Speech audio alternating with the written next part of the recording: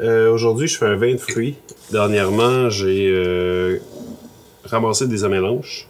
Ça, c'est comme la catégorie B, là, c'est les moins belles. C'est comme un paquet de fraises qui commencent à être molles puis pas belles. C'est vraiment pas agréable à manger. Donc, ça se fermente. Puis là, ben, au total, j'ai 1,6 kg d'amélanches. C'est comme un bleuet puis une cerise, mais la version pas sucrée. C'est pour ça, peut-être, ça fait penser à une mûre. Parce que les mûres sont pas tant sucrées, là. Une saveur de poire, peut-être. Là, vous allez pas voir d'aseptisant aujourd'hui. Un vin de fruits comme ça, c'est vraiment très artisanal, très basique. C'est des fruits, de l'eau, du sucre. Parce que la mélange, oui, il y a un taux de sucre dans ça, mais c'est pas assez pour en faire un vin. Puis par vin, de toute façon, je vise pas un 14%. Là. Probablement que je viserai je vais y aller vraiment comme à la botche, comme on dit. Là. Je vise entre 5 et 10, là, très grande marge de manœuvre. Bref, j'essaie juste de faire ça vite, puis comme ça, ça va régler le dossier, parce que ces mélanges-là, sinon je les perds. C'est pas d'en faire une purée, malgré que ça dérangerait pas tant que ça, mais c'est juste que j'ai l'impression qu'une purée, ça vient vraiment comme en bloc. Puis j'ai peur que ça fermente pas, vu que ça fait comme un espèce de pain. Au moins défaire la peau, idéalement juste comme les couper en deux.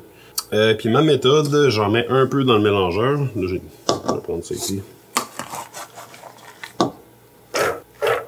Comme ça. Si je passe ça direct dans le robot, ça va faire comme une grosse potée. Hein. Fait que comme ça, ça devrait mieux aller. C'est parti.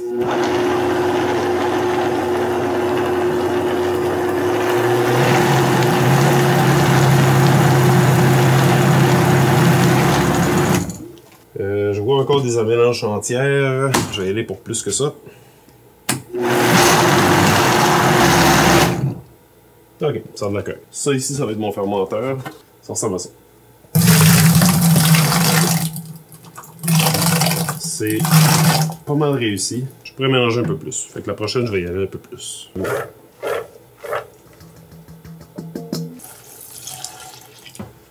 Bon, là c'est comme plate, mais j'ai rien pour ça.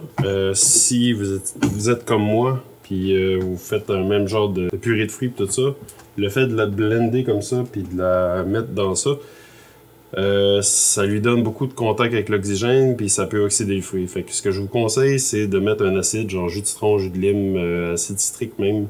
Mais ce que ça fait, c'est que il y a plus de chances que votre vin de fruits ait une belle couleur, plus rouge, moins brune.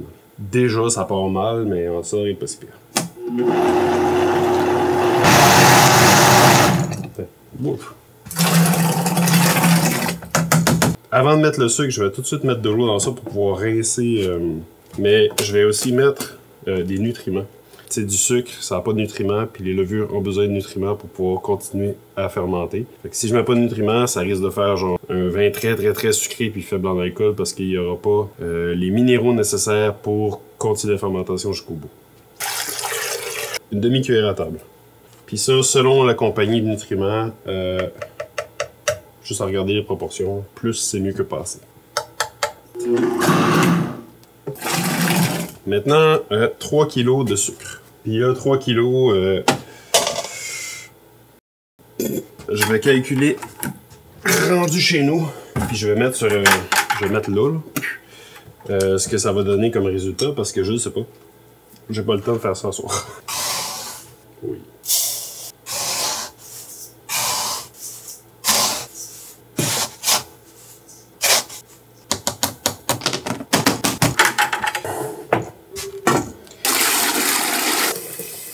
Puis là, oui, ça fait beaucoup de sucre quand même, 3 kg. Mais c'est ça, c'est un vin qu'on fait. Le sucre va être transformé en alcool, ça c'est l'idée. Là, idéalement, je veux juste pas que ça soit trop chaud non plus, parce qu'il n'est pas question que je pasteurise mes fruits, là. Le sucre de canne comme ça, en quantité, là, 3 kg dans peut-être bien 8 litres, là, ça sent vraiment la mélasse. C'est sûr que ça va apporter une saveur. Là. Si vous voulez utiliser du sucre blanc, c'est libre à vous. Là, le sucre me semble complètement dissous. La température est très acceptable. Ça doit être autour de, je dirais, 30-32. On va checker, on a un thermomètre. 30.3.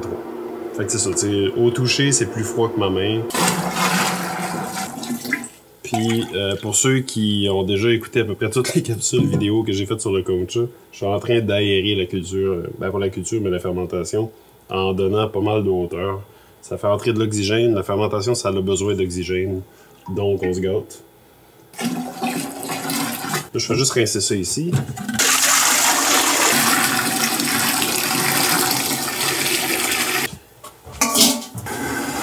Fait qu'il me reste juste à terminer avec le restant d'eau que j'ai ici. Et puis je vais arrêter là parce que ça commence à être pas mal trop sur le bord. C'est que ça peut déborder quand ça va fermenter. Donc la fermentation active fait une couche de CO2 qui protège le restant de la fermentation de l'oxygène qui est en surface. S'il y a trop d'espace d'air, mettons on exagère puis il y a tout ça, puis il y a juste ça ici qui fermente, ben toute la quantité d'air qui est ici va venir oxyder la fermentation, puis voire même la faire moisir. Je la ferme complètement. Puis, je fais juste... Il fait une petite craque comme ça. Ce qui va faire en sorte que, aussitôt que ça va commencer à fermenter, ça va créer du CO2, ça va créer une mini-pression qui va tout le temps sortir par ici. Puis, vu qu'il va toujours avoir du CO2 qui va sortir, il n'y aura pas d'oxygène qui va entrer. Mais tout ça pour dire, si vous avez vraiment un petit contenant puis que vous n'avez pas une fermentation qui va être comme très active parce qu'il va y avoir moins de quantité de sucre, de fruits, tout ça. Surtout le premier 24-48 heures peut-être, là, brasser les fruits, là, juste comme ouvrir. Puis juste vous assurer que ce qui est en surface va plus dans le fond. Parce que c'est tous les fruits en surface qui, au contact de l'oxygène, vont finir par moisir. Puis le liquide, en tant que tel, va s'acidifier en fermentant. Puis le fait de brasser comme ça va plonger les fruits qui seraient tendance à moisir dans, mettons, 12 heures. Ça va les plonger dans un liquide plus acide plutôt que de les laisser à la surface, puis ça va les protéger. Ça, je peux enlever ça. Puis ceux qui connaissent pas ça ici, c'est un hydromètre. Ça mesure la gravité ou la densité d'un liquide. Donc, le petit machin truc ici, il va se mettre à flotter plus haut, puis il va me donner une lecture différente selon la quantité de sucre qu'il y a de dissous dans le liquide. Ça me dit à quel point le liquide est sucré. Fait que, après la fermentation, je vais pouvoir savoir à quel point le liquide n'est plus sucré. Puis la différence entre les deux, c'est de l'alcool, ça se calcule avec un petit logiciel, super simple. Mais il faut faire une mesure avant même que ça commence à fermenter. Puis là, il y a plein de fruits puis plein de trucs, fait que je vais essayer juste de filtrer ça, là.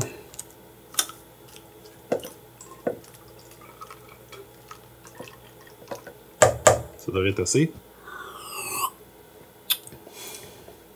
Ah, c'est bon ça. Non, ok. Bon. Fait qu'on le fait tourner juste pour être certain qu'il n'y a rien qui adhère. Et on prend la lecture qui est de 1.052. 1.052. J'aurais pu aller un petit peu plus sucré que ça. C'est juste que j'ai déjà fait des vins de fruits comme ça, schizograppe puis un autre au bleuet. Et j'avais mis 5 kg de sucre. Puis celui de schizograppe était quand même fort, je dirais un 8. Mais je trouvais que c'était beaucoup trop sucré. C'était comme un porto de cerise, là. Donc, je me suis dit 3 kg, ça va être plus intéressant. Puis, tu sais, ce que je pourrais faire aussi, c'est la fermer complètement, faire un trou dans le couvert, puis mettre un... rentrer ça. Fait comme ça, on s'assure que, bien là, on met un petit peu de liquide aseptisant ou de l'alcool. Puis, tu sais, la pression ferait que l'air circulerait comme ça, mais ne pourrait jamais rentrer, ou en tout cas, il n'y a pas de mouche à fruits, il n'y a rien qui pourrait rentrer. Je vais le craquer comme ça, mais pour pas qu'il y ait de mouche à fruits qui rentre, je vais mettre un tissu par-dessus. Comme ça, ici, là, c'est pas assez serré pour les mouches à fruits.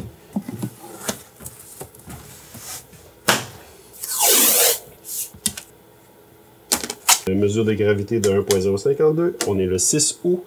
Puis là, qu'est-ce qui va se passer, c'est je vais laisser ça fermenter comme une semaine ou deux, puis je vais prendre une mesure, puis après ça, je vais revenir 3-4 jours plus tard, reprendre une mesure, puis si je vois que ça a arrêté de fermenter, puis que ça a une mesure qui me plaît, genre 1.010, ou en tout cas autour de 1, je transfère ça dans moi je vais transférer dans un fût, ça pourrait être une tourie, ça pourrait être n'importe quoi, mais qui a pas beaucoup d'oxygène. Et puis un vin de fruits, je dirais que idéalement, un 6 mois, c'est super bon. Sinon, un minimum de 2 mois, là. Parce que sinon, le goût d'alcool est vraiment prononcé, puis c'est vraiment comme... C'est pas buvable, dans le fond. Ok, fait que voyage dans le temps, dans 1 semaine, 2 semaines, 3 semaines, selon qu'est-ce que ça donne, peut-être même 1 mois, si c'est lent comme fermentation. Je vous montre ça tout de suite, là. Tiens, je vais faire comme d'habitude. Là, ça ici, petite histoire. Là, on est le 6 septembre, fait que ça fait exactement 1 mois l'air peut sortir s'il y a vraiment beaucoup de pression, mais je voulais être certain que les mouches à fruits ne rentraient pas. Puis aussi, en laissant une petite craque, ce couvert-là, j'ai découvert qu'il y avait de l'oxygène qui entrait. Premièrement. Deuxièmement, j'ai pris une mesure de gravité. V'là 2 semaines, donc 2 semaines après le début de la fermentation. Puis ça fermentait pas assez vite à mon goût. On était à 1,03. Fait qu'il restait encore beaucoup de sucre à fermenter. Puis en contact avec l'oxygène, ben ça commençait à faire acétique. Fait que j'ai accéléré le processus. J'ai pris une levure à pain que je suggérerais à tout le monde. C'est InstaFerm, ça se vend sur Amazon. Je le suggère vraiment à beaucoup de monde parce que si vous regardez ici, c'est l'Allemand qui fait ça. Et puis l'Allemand est un producteur de levure de bière. Puis ben franchement, cette levure à pain-là, en plus de faire du pain et puis que c'est bon, j'ai déjà fait des bières avec ça. Puis ça fait comme... C'est une bière belge. Mais l'affaire, c'est parce que normalement, des sachets de levure se vendent environ en sachet, je sais pas si c'est 11 grammes. Puis là, on parle de 450 grammes.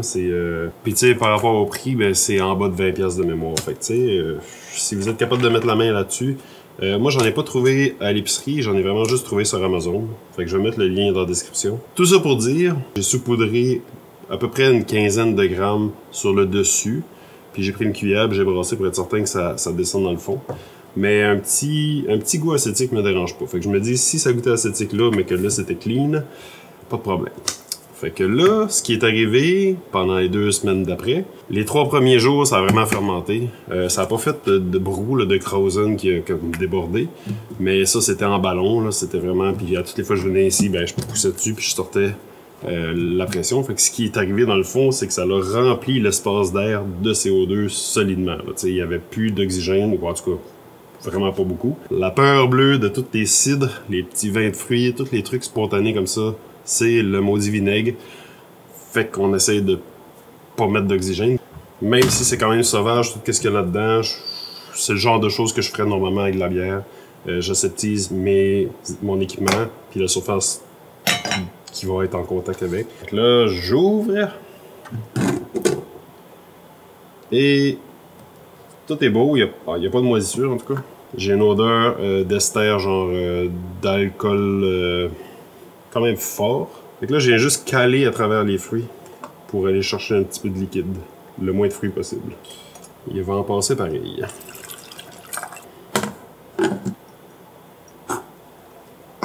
Mais il y a clairement un goût vinaigré. Fait que j'ai une mesure de 1,01. Calcul du pourcentage d'alcool là. Fait que pour la cause, je vais remplir un fût de 18 litres que je vais après ça fermer avec du CO2. Comment improviser là? Fait que je monte ça tout de suite.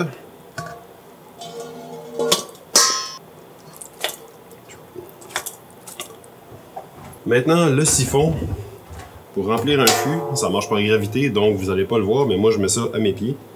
Ici. Le siphon que j'ai, je l'ai mis ici, là. C'est juste un tuyau de silicone que j'ai rempli de septisant. C'est qu'on va siphonner avec la gravité, donc il faut vraiment qu'il soit plein. Puis là, à cause des fruits, je vais filtrer avec un scrub de stainless. Fait que prenez-en un neuf, on s'entend, puis vous le laissez dans le septisant quelques minutes, le temps que ça aille vraiment partout dans tous les coins. Là, c'est sûr que j'aurais pu remplir de septisant après. Puis là, ben, j'ai mis un élastique également dans le septisant. Fait que, comme on dit ici, c'est broche à foin, mais ça va filtrer.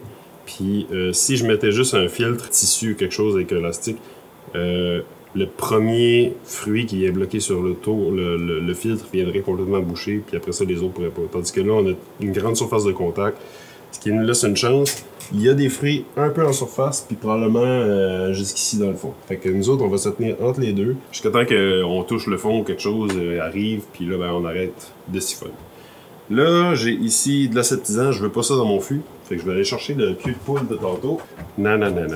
Idéalement un pot. En tout cas, remplissez vraiment votre siphon à la fin parce que tout faire d'une main, c'est pas évident. Fait que ça, on le met dedans en gardant le même niveau. On peut le boucher aussi. Là. Ça peut être plus simple comme ça. Là. À partir du moment où cette partie-là est dans le liquide, celui-ci peut être bouché. Puis on peut jouer avec les niveaux, ça ne dérangera pas. Si vous avez un ami pour tenir ça, ça aiderait. Bon, je vais coincer le siphon avec le couvercle. Fait que là, je vais aller ici.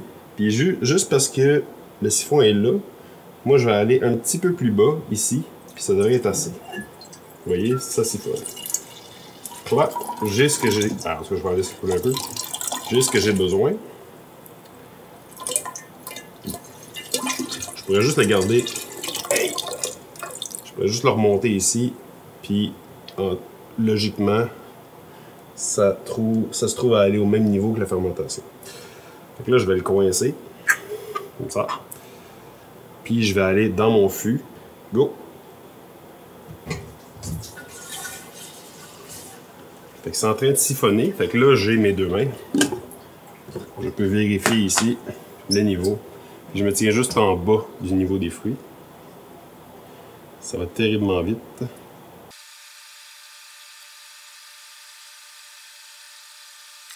On approche. Ouais. Fait que mon fût est assez plein pour moi. Là. Il reste environ ça. Je peux mettre ça dans ça, tiens. Puis je vais importer ça. Et en passant, ce fût est commandité par Coca-Cola.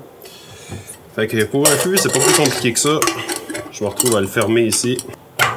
Fait que le fût est fermé. Il va me rester à mettre du CO2 dessus. Purger l'oxygène qui est dedans.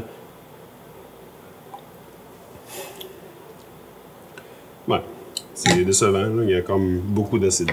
Plus que ce que j'aurais espéré.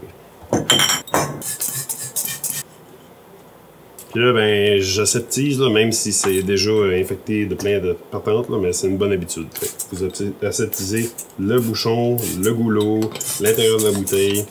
Vous fermez le bouchon. Vous en avez sur les doigts, fait que vos mains sont aseptisées. Puis vous en mettez partout. Puis vous laissez agir quelques secondes, voire une minute. Après ça, vous pouvez ouvrir, flusher, refermer, puis vous avez une bouteille. Ça, ici, c'est pas poison, vous pouvez en boire. J'ai déjà fait une vidéo sur les aseptisants, puis en tout cas tout ça. Je vais la mettre juste là, c'est bien plus simple comme ça. Mais en bref, c'est juste un acide comestible. Je m'attends à mettre 5 grammes par bouteille de sucre qui va permettre à refermenter et à recréer du CO2 et ensuite créer cette espèce de pression-là qui va faire que ça va être pétillant.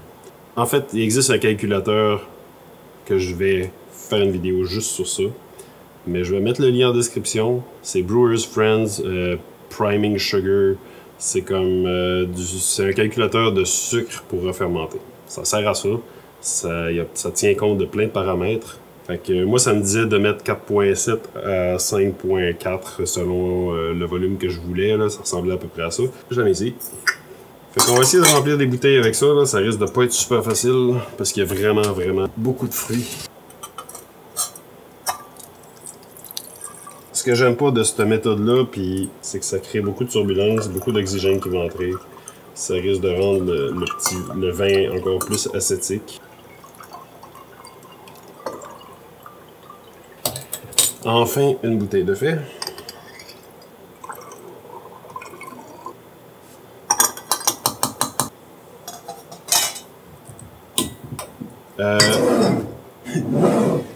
Dans le fût, c'est beaucoup plus clair que ça que de filtrer à travers un filtre à café comme ça. C'est vraiment pas la meilleure façon. Je vais mettre un siphon qui se vend sur internet encore une fois, qui fait que ça va être beaucoup moins casse-tête pour vous. En fait, ça prend juste une petite planche puis tout ça. Faut croire que les professionnels sont mal équipés, les cordonniers mal chaussés. Mais quand on n'a rien puis on n'a pas les bons outils, ben ça fonctionne. Ça donne des résultats moins bons. C'est sûr et certain que ça va être probablement plus acidique. Puis là, ben, j'ai même un bout de fruit ici que je sais pas comment c'est fait pour passer. Mais c'est embouteillé. C'est sûr qu'embouteiller 50 bouteilles comme ça doit être l'enfer. Mon matériel de brossage maison est vraiment plus adéquat. Fait que ça, je vais laisser ça fermenter. Normalement, ça peut pas être un kombucha. 2-3 jours, ça commence à bien se fermenter. Puis logiquement, c'est pas comme le kombucha, ça va pas continuer puis refermenter comme ça à l'infini. On a mis la bonne dose de sucre pour cette raison-là. Donc, ça devrait pas être explosif. Ben pour la peine, sérieux, j'ai tellement eu d'efforts sur cette là que je vais attendre un autre 2 semaines puis revenir avec le résultat d'une bonne bouteille de vin de mélange. Parce que, tu sais, ça serait plate de finir ça là, avec un mess comme ça, puis pas savoir qu'est-ce que ça coûte. Hein. Sur ça, voyage dans le temps.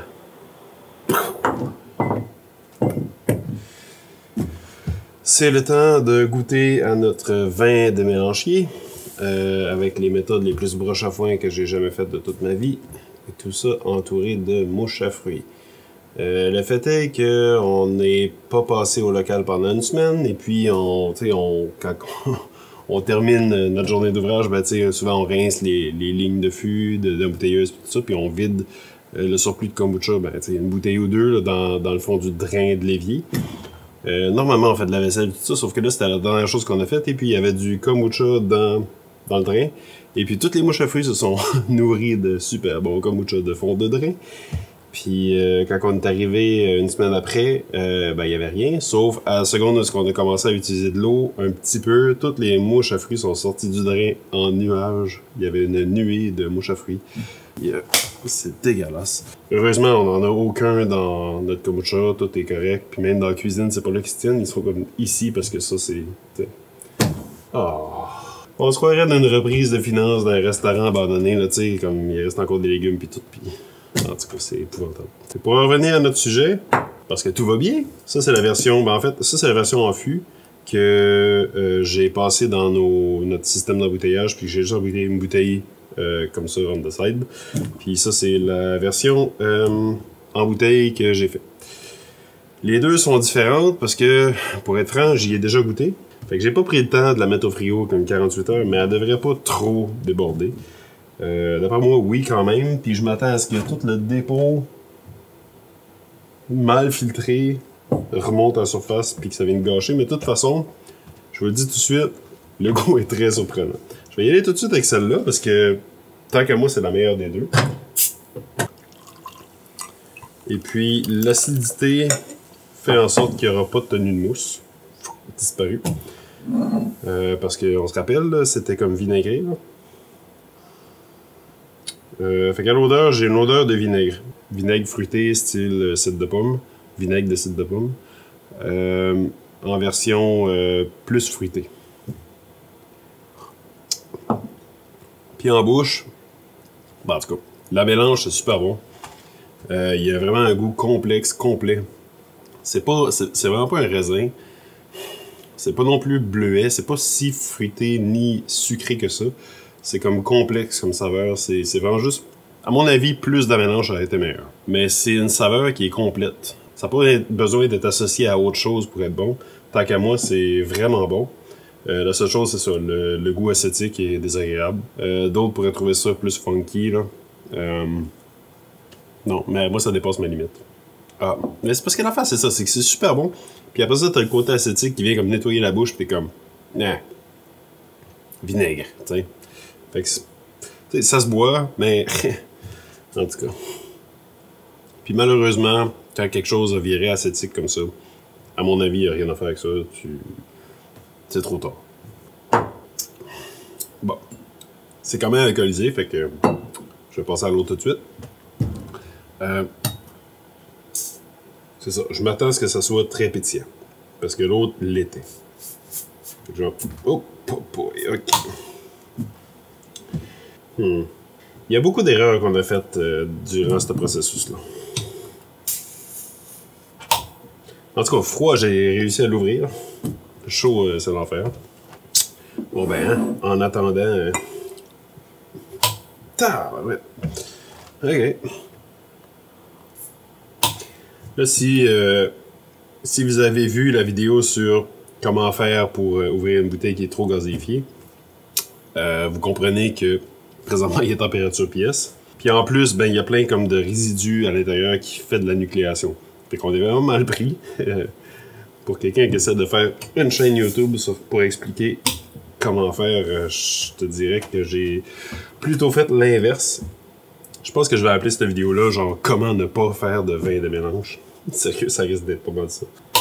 Aïe, aïe, aïe, aïe, aïe, aïe. Les ouvins ici,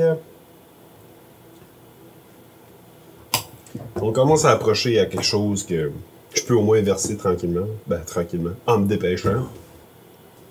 Là, j'y vais. Ah, c'est pas si pire. Ben, je pense qu'on l'a eu.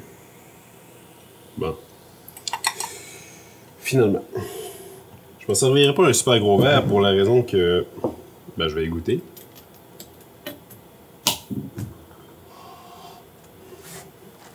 Très acétique. Épouvantablement acétique. Avec une texture quand même plus ronde que celui-là. Pour la raison qu'il y a plein de stuff en suspension. Mais c'est pas bon. Ça se boit mal pris, mais on n'est pas mal pris, là. On dirait que je pourrais mettre ça dans une salade avec un peu de vinaigre, là, puis ça serait comme une vinaigrette fruitée, là, tu sais. J'espère que c'est pas décevant, puis j'espère qu'à travers le montage, je vais réussir à expliquer toutes mes erreurs par rapport à comment est-ce que j'ai réussi à gâcher un kilo d'amélange. Mais en fait, je les ai pas vraiment gâchés parce que c'était toutes les amélanges que j'ai récupérés qui étaient comme déclassés, si on veut, là. C'était un test, là. Mais j'avais juste 2 bouteilles comme ça qui sont gâchées. Et puis j'ai 18 litres dans un fût qui est quand même buvable. Pourquoi ça, c'est pas aussi bon que ça? Parce que ça pourrait être une question que vous avez. La raison, c'est que quand on a transféré ça en fût, on l'a transféré d'un coup, sans brasser, puis il n'y avait pas beaucoup d'accès à l'oxygène. Donc, ça pour dire que ça s'est pas acidifié davantage. Et ça va se conserver comme ça dans le fût tout aussi longtemps qu'il n'y a pas de fuite ou qu'il n'y a pas d'oxygène que je décide d'entrer ou de l'ouvrir, etc. À la limite, ça va même vieillir et s'améliorer. Fait que merci d'avoir suivi le processus. C'était vraiment long, je sais. Tout ça pour une méthode de puis un produit de mal. Faut ce qu'il faut dans la vie pour apprendre, puis je pense que, en tout cas moi personnellement, j'ai beaucoup appris à travers mes erreurs. Alors je suis content de vous montrer plein d'erreurs pour que vous puissiez apprendre davantage que une vidéo sans erreur.